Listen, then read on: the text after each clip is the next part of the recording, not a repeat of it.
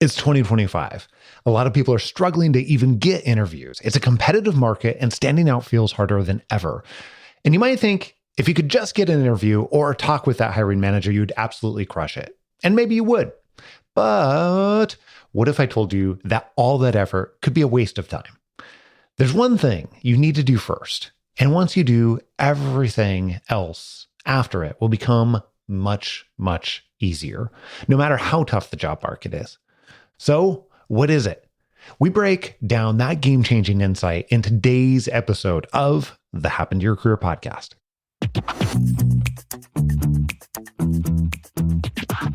This is the Happen to Your Career podcast with Scott Anthony Barlow. We help you stop doing work that doesn't fit you, figure out what does, and make it happen.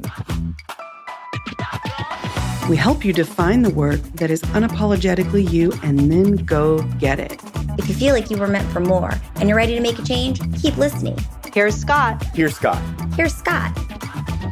If you've ever been in an emergency situation, you know how chaotic it can feel. When you're in an emergency situation, when there is chaos, when there are other things going on, distractions, etc., you have to be specific.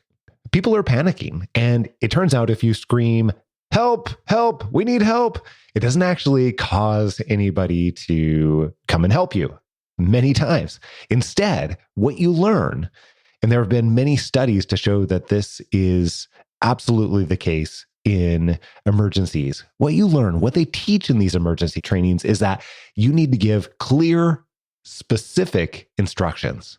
You in the pink shirt, I need you to call 911 right away. You in the corner, bring me a towel or, whatever it is that you need. You have to be extremely clear about what it is that you want and what you need for that situation. These studies have also shown that it carries beyond emergency situations. Knowing what you want and being extremely clear about what you want is the very best way to get what you want in most situations. It's all about getting really specific, and that allows you to be able to communicate very differently. And you may have heard me say this on the podcast in the past, but when you know what you want, it becomes easier to ask for what you want. And when you ask for what you want, strangely, you get what you want more often, right? You may have guessed it by now, but the strategy of knowing what you want and being able to clearly communicate it is the most effective method for job searching today.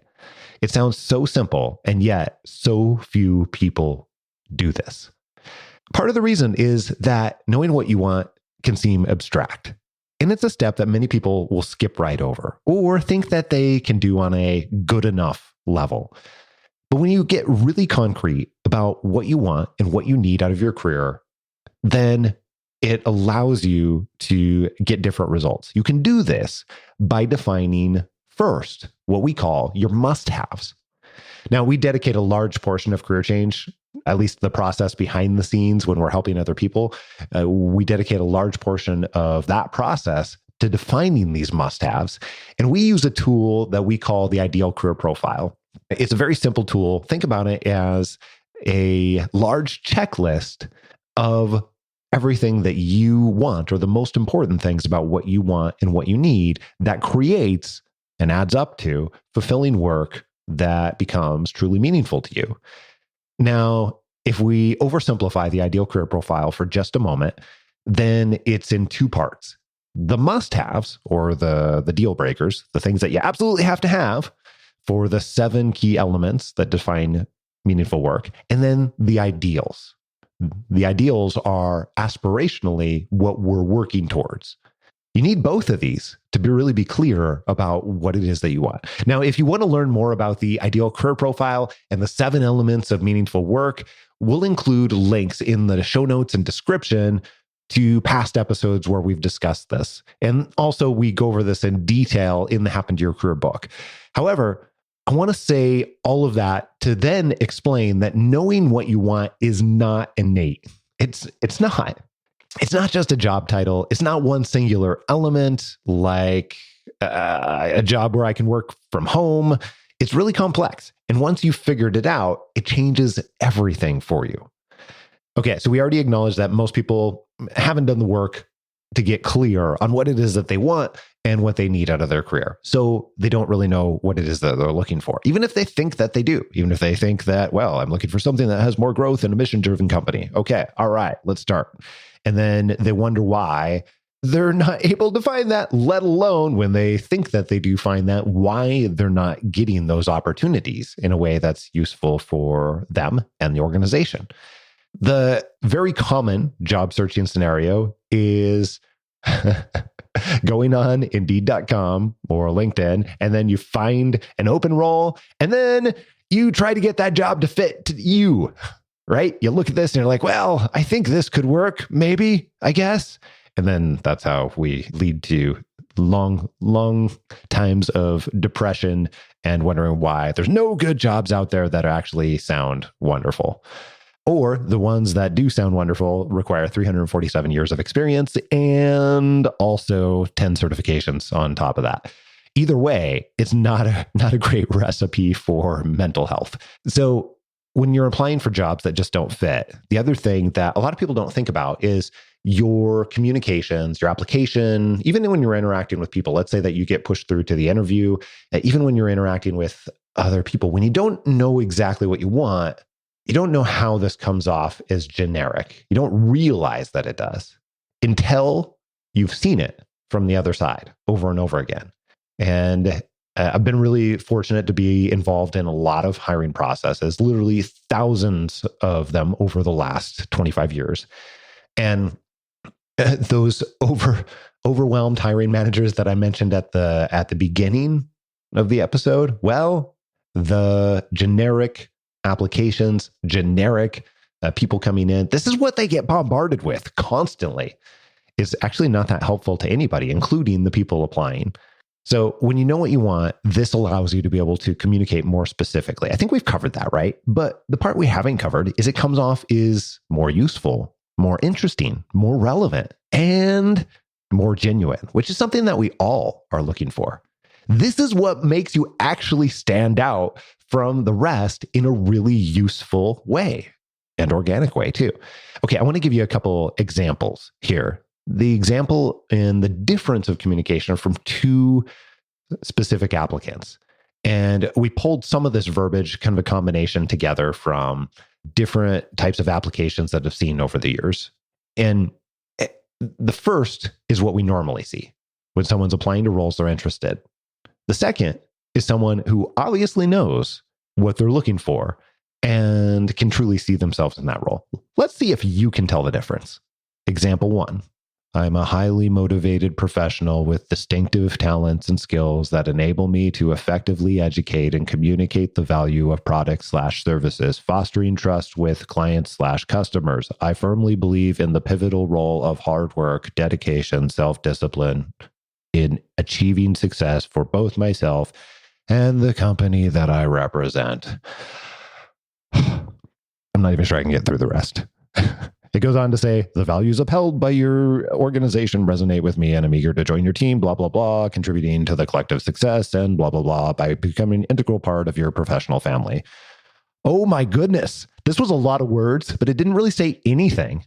It comes across like this person is just saying what they think they should and pulled the rest from ChatGPT. Basically, whatever they think the hiring manager wants to hear. This is what people got bombarded all day with. Imagine being a recruiter or a hiring manager or an HR professional, talent acquisition. Imagine reading this stuff all day. This is what people think they need to do. Let's listen to the second one. My entire career has been customer focused, and I thrive in this type of environment.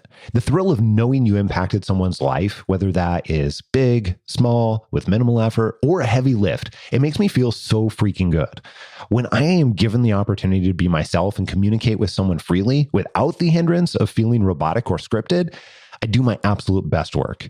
In my 14 years with my current company, I've primarily focused on customer experience and providing what we call white glove customer service. I eat, sleep, and breathe effective customer communication, tone of voice, being your best self, positive words and phrasing, planning and organization, follow through follow-ups, and so much more. Needless to say, Customer service is my passion, and it's something that I truly enjoy. It makes me happy. I strive to provide the best experience possible to each customer as if it were my only one. Okay, now this isn't even what I would consider to be a phenomenal response, but you can see the difference. Like, it is very, very heavily different.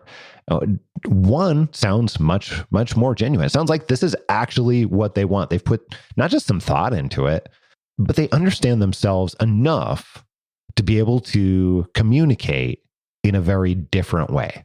And then that very different way appears to be more organic, more specific, more genuine. And it turns out that we as humans, we respond to that. We get different results. We're attracted to levels of clarity. We're attracted to levels of specificity. Okay, so they made their own experience relevant to the job listing on top of it. And overall, it was an enjoyable read. It was relatively free of fluff or lots of corporate jargon. There's a little bit in there that no one wants to bother with. They also did the most important thing. They clearly communicated what they love doing and explained how the open role fits them. It was built into it. It almost didn't feel like they were, a lot of people call this selling themselves, but in this case, it didn't feel like that. They were just communicating what they love. Okay, I want to get into something that most people overlook here. If you are communicating what you enjoy and love to do and are great at, and in the ways that you can contribute the best, but also you're getting much back out of that, and you get hired for that, that's a great situation. But let's say that you're communicating the things that you think that you have to, even though it doesn't fall into that category of enjoyment or the right challenges or the right types of contribution for you, and you get hired for that. That means you're stuck in the situation where it's actually not that great for you. A lot of people miss this logic. And this is where I want to get into the nitty-gritty of job searching and how you can use this knowledge from what you need and your ideal career profile to land the right opportunity. Not just any job, your ideal role, or what we often call your unicorn role. Okay, let's first point out the obvious. Our society has shorter attention spans than ever before, getting shorter by the minute. In fact, the recent research shows our attention span has decreased in specifically just the last 15 years. In 2000, even, it was 12 seconds. Now it's shrunk to about 8.25 seconds on average. And the funny thing, this means humans actually now have a shorter attention span than goldfish, who can focus on a task or object for like 9 seconds. So how do we break through all of the noise here? Well, what's been proven time and again is that customizing your interactions actually stand out, making them relevant to the person who is listening, relevant and useful to the person who is listening. Think about it. We live in an age where everything is customized to you. Your phone is set up to your preferences. The ads you see are personalized recommendations. Even the music you hear on your streaming services, we've come to expect it at every single turn. Customization grabs attention. And that's even true when it comes to job search. Customizing your interactions, cover letters, resumes. And guess what helps you do that? Knowing what you want. Since you know what you're looking for and what you bring to the table, it makes it that much easier to get really specific on how the role or organization you're discussing fits you. You can tailor every interaction to show why your strengths and your experiences are a great fit for the role. This type of customized job search, well, it takes longer than just clicking an apply button.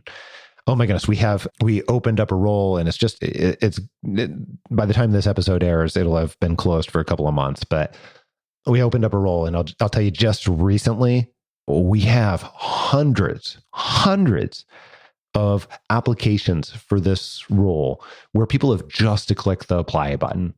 And then it automatically sends their resume, and their resume often has absolutely nothing to do with this. And then you see the stories all over the place where it's like, I've applied to 250 different roles. And people wonder why. People don't quite connect the dots normally for how this is pretty much a waste of time. It's a waste of time for the people who are applying. It's a waste of time for the organization itself. what really makes a difference. So you're not just finding just another job, and instead focusing on finding work that truly fits you, is this customization. Now, I have to mention how AI can play into this. Like I said earlier, AI can come off as really generic and bland, but this can be really very helpful in a different way, though. If you're using AI to help you distill information or collaboration or get ideas on something, that's going to be very useful. If you're causing AI to write for you, a lot of times it's going to write in the most bland way possible. It's going to come off much the same way our candidate that we just read earlier came off as very robotic. That doesn't mean AI can't be very useful. Think about job search as a marketing process, and it works just like any other type of marketing. We actually just used AI really recently for creating marketing and copy for our Airbnb property. We made a big list of all our benefits and all the features that the house has. And then we asked ChatGPT to rank them. And then I asked it to rewrite them so it would fit our particular target market. I shared with ChatGPT the specific target market that we were looking for and that we want to attract to rent the house. And then I said, hey, write I probably actually did write, hey, you don't need to if you don't want to, but I probably did. I probably said, hey, write a benefits-driven description of our house using these bullet points in 500 words or less. And then it popped out something. And then I was like, okay, now take this and make it shorter, make it more concise. And then once it was completed, I went in and personalized it and made it sound like if I were saying it out loud. By the way, that's a super easy secret if you want to stand out and feel more genuine. There are spaces where that doesn't make sense. Academic could be an example for that. There are other professions where you need to adapt to that particular profession or that particular person, which again is about customization and knowing your market. In this case, though, writing as if you are talking is a huge hack that makes it feel more genuine. Here's an example of how you're doing this if you're tailoring a resume. Have your list of all your features and benefits, i.e., in this case, your results, responsibilities, experiences, achievements, the same things you might normally find on a resume for yourself. And then you're going to leverage AI to find the highest priority ones for a particular target market, much the way that we did with Airbnb. In this case, the target market is whoever this resume or application is going to go to. So one of the ways that you can do that is by feeding the job description into AI as well. Then ask AI to find the highest priority responsibilities, achievements, and bullet points on your resume and ask it to write a summary. And then you can generate multiple different options quickly as opposed to struggling to write it for yourself, because that's where a lot of people get caught up. AI can do the initial work for you, and then you can modify it. Once you have AI write multiple versions, the modification is much, much easier. Then you can make it sound like you and make it feel genuine. Make sure it aligns with what you actually want. If you're struggling to adapt this to where it feels like you are talking out loud, another simple solution would be to pull out your phone and use the dictate function or talk to text and just talk about each point and then take that and modify it from there. Sometimes it's easier for us to communicate authentically when we are saying it out loud, verbally.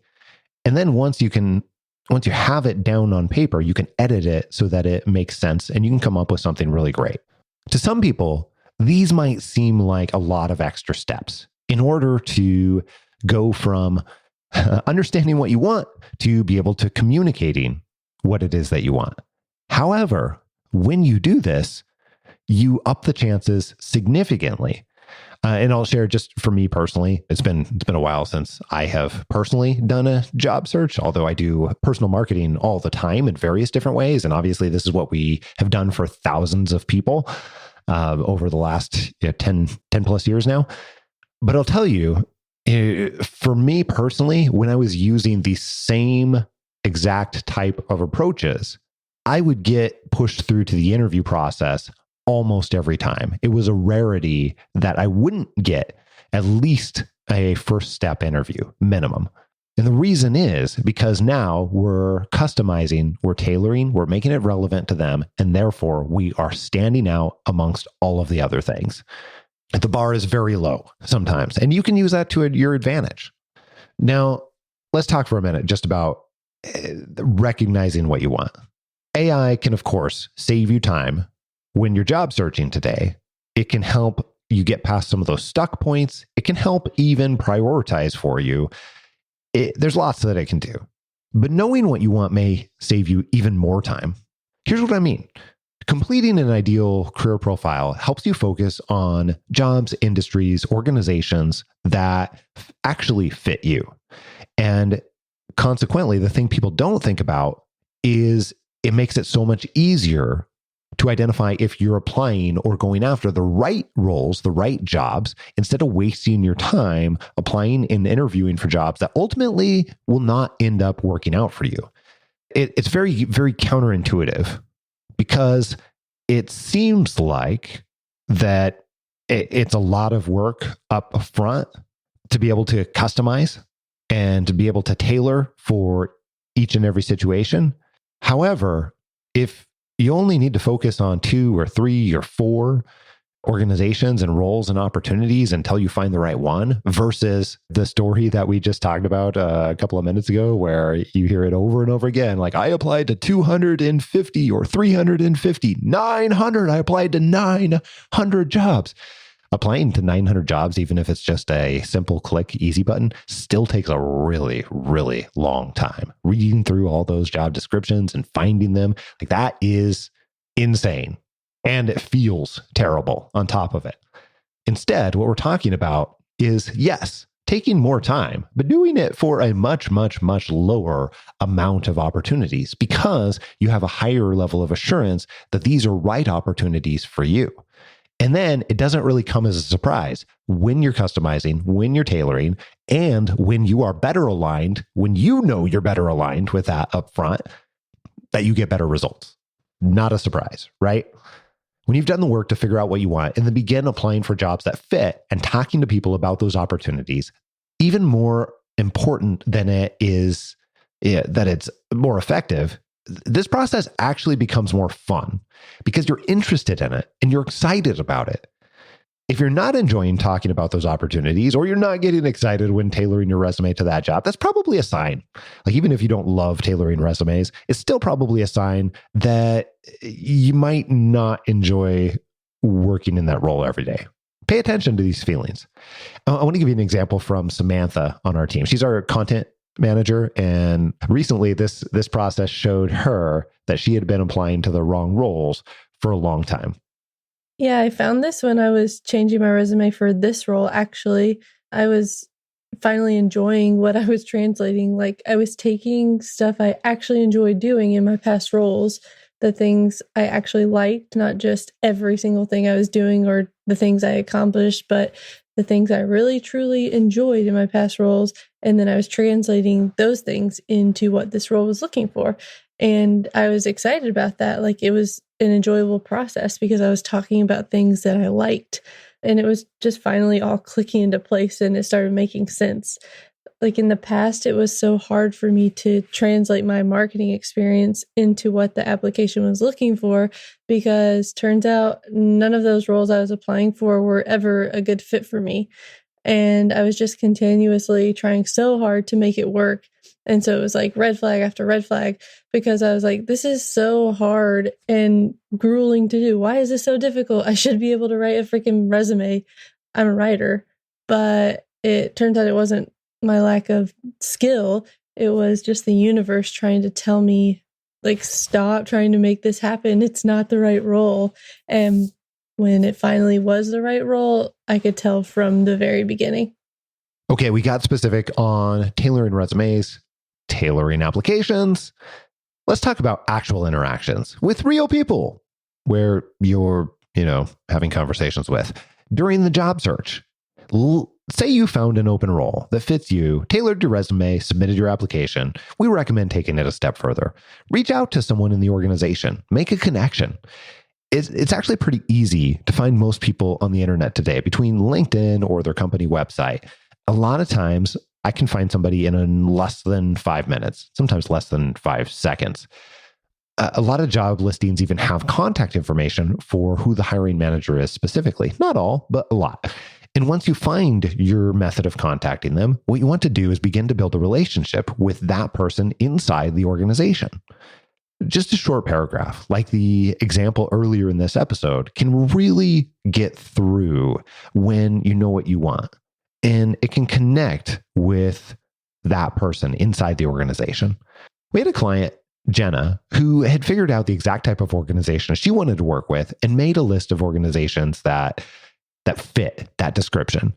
And there was one that kept topping the list. So when a role became available, she applied. And then she took it a step further to start building relationships with the people, the real people inside that company. She created Loom videos. These are video messages. There's lots of ways to do this. And talked through what she wanted out of her next role, what skills and strengths she could bring to the organization. It's not the perfect solution for everybody, but it's a great example. Here's Jenna talking about how she did this. Just one step of research led to another, and I found myself just learning a lot about the company that way. And then furthermore, when I decided to apply to certain positions in their application process, they often would have a little blurb about the hiring manager there.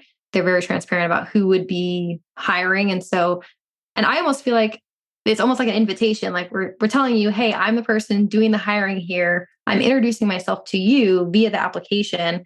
I almost felt like it would be like a disservice to not then go introduce myself. Like they're almost asking you to, I felt. And I think for me, that made it a little bit more comfortable. So as far as reaching out like via LinkedIn or email, that wasn't super challenging. It almost, like I said, seemed invited.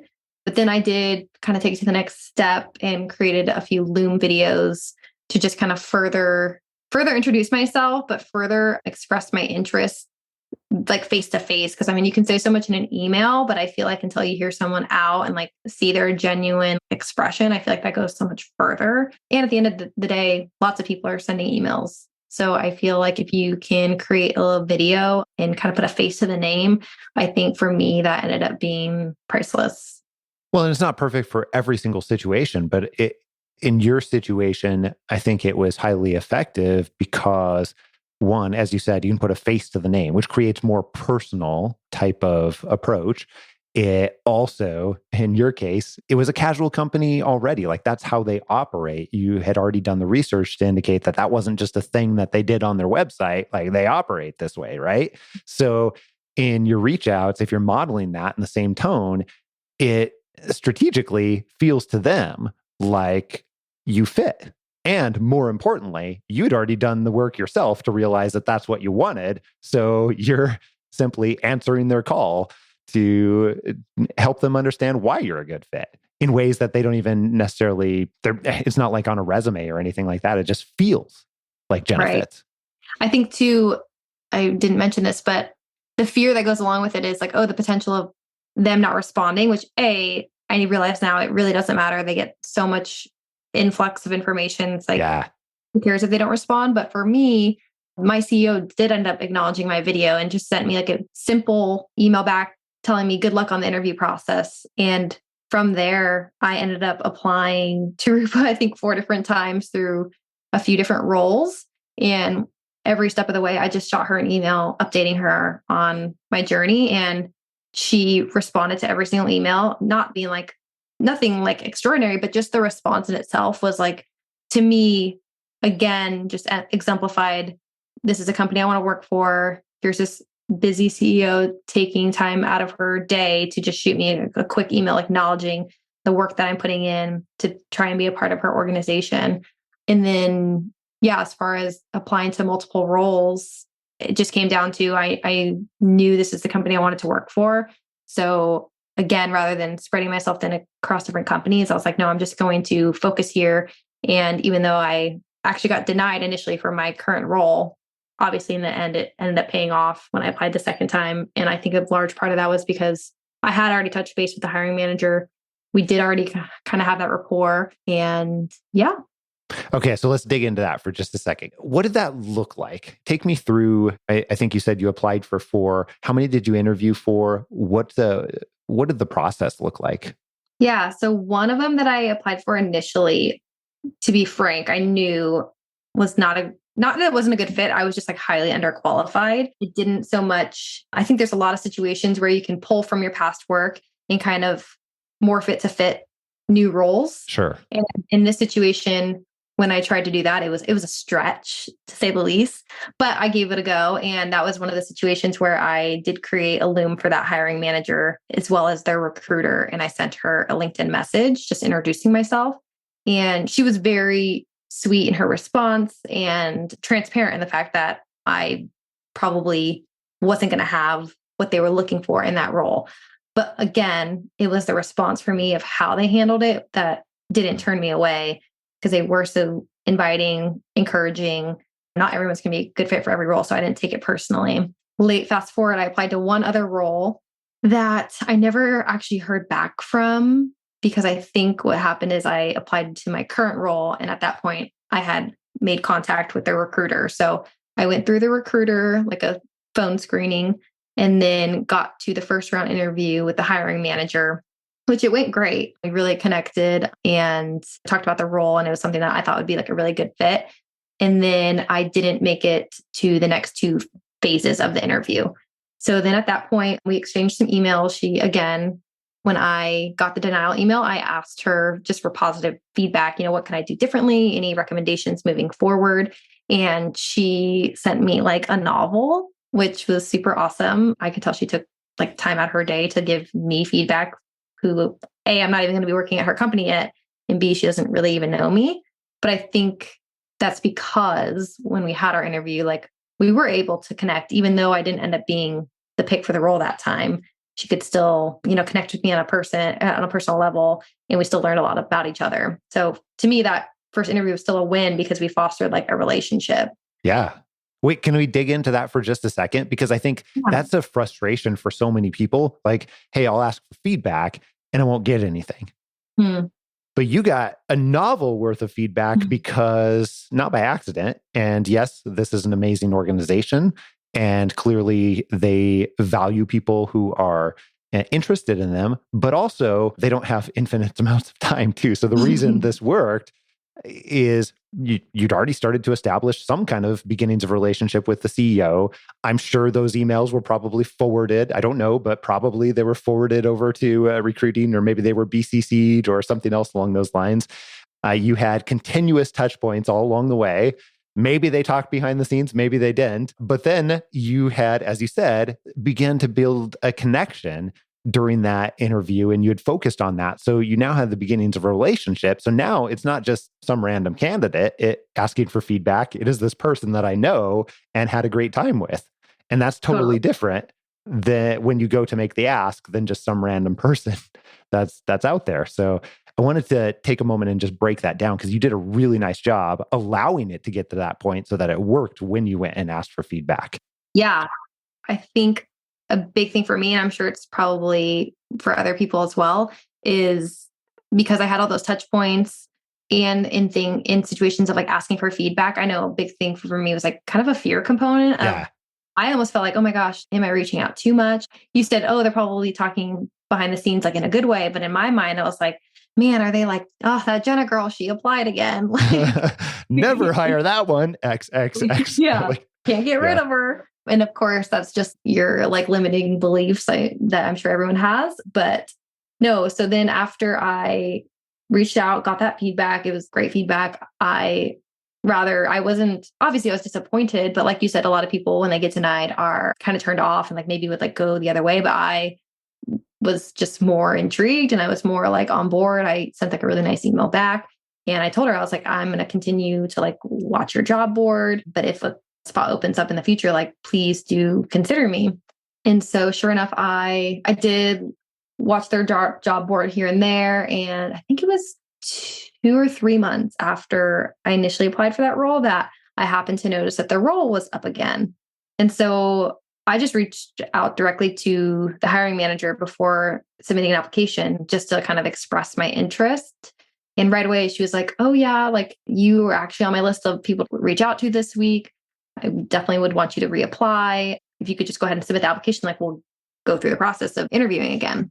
So I did that. And then obviously this time I made it through the entire interview process, which was that initial interview with the hiring manager again. I did a mock demo. So big part of my job is doing demos for my company. So they just, it's kind of a make sure you can do the job kind of thing. And then I had a interview with my manager's manager. And then the last kind of piece was a call with the CEO. So that was the steps. All of Jenna's reach outs paid off. She did not end up getting the first role she applied for, but she had built a relationship with the people inside that organization. So when a job did become available, she actually turned the tables and they thought of her as an ideal candidate for the brand new open role because they already had that trust with her. They already had that familiarity with her. It was easy at that point. Very, very different. And more importantly, she actually was getting something that she wanted. Pretty cool, right? Okay. You know the most effective way to job search. It all starts with you. And getting clarity on what you truly want and what you need out of your career is the key to this. Once you've done this, it will be much easier to find roles that fit your ideal career profile. And it'll make tailoring your resume, your cover letters, your in-person interactions much more natural, much more genuine, and ultimately much more effective. Again, check out the show notes for links to the resources that we covered in this episode. I think that you'll really enjoy it. Once you've gotten clear about what you want, all of a sudden, that puts you in a much better position to be able to get specific and ask for and then get what you want.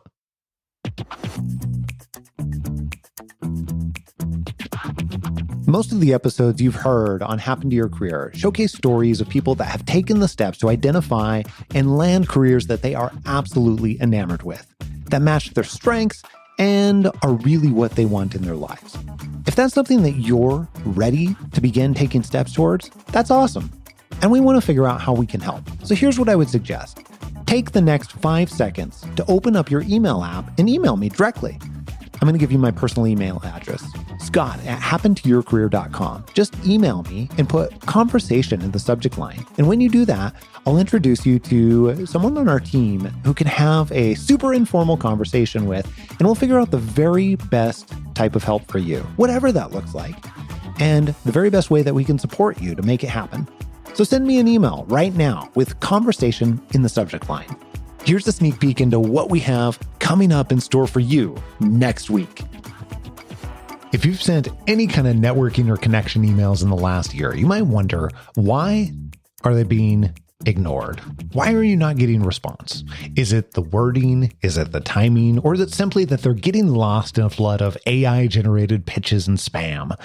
When I first started this podcast way back in 2013, LinkedIn was the go-to place to connect with someone about your career. And while it's still possible to connect with people there, the landscape has drastically changed. People are now much more skeptical when it comes to their LinkedIn messages, thanks to the overwhelming number of sales pitches that are flooding them constantly. And also with the influx of AI, that's the case on almost every platform on the internet. So here's what we're going to do. Today in this podcast, we're going to walk through the best ways to identify the right place to reach out to someone, whether it's LinkedIn, email, another platform, and then how to craft a message that maximizes your chances of building a meaningful connection right from the start. All that and plenty more next week right here on Happen to Your Career. Make sure that you don't miss it. And if you haven't already, click subscribe on your podcast player so that you can download this podcast in your sleep and you get it automatically, even the bonus episodes every single week, sometimes multiple times a week. Until next week, adios. I'm out.